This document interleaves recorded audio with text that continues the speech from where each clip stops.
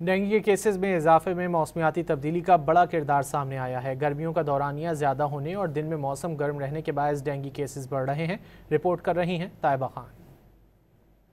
موسمیاتی تبدیلی صرف درجات بڑھانے یا بارشوں کا نظام بدلنے تک محدود نہیں رہی، بلکہ یہ انسانی صحت پر بھی اثر انداز ہو رہی ہے۔ گرمیوں کا بڑھتا دورانیہ ڈینگی مچھر کے لیے انتہائی سازگار ماحول فراہم کر رہا ہے، جس کے باعث صوبے بھر میں ڈینگی کیسز میں خطرناک حد تک اضافہ ہو رہا ہے۔ یہ 3-4 اس کے رسک فیکٹر ہیں ڈینگی کے۔ فرسٹ تو یہ ہے کہ کلائمیٹ چینج ہے، ہمارے پاس گرمیاں پھیل رہی ہیں اور سردیاں سکڑ رہی ہیں۔ ایون میں آپ کو بتا دوں کہ چترال میں شانگلہ کی سائڈ پہ ہمارے پاس ڈینگی کے کیسز نہیں آتے تھے، اب وہاں پہ بھی ہیں۔ کیوں؟ کیونکہ وہاں کا ٹمپریچر بھی اب مسکیٹو کے لیے نارمل ہو گیا ہے، سوٹیبل ہو گیا ہے، وہ وہاں پہ بھی بریڈ کرتا ہے۔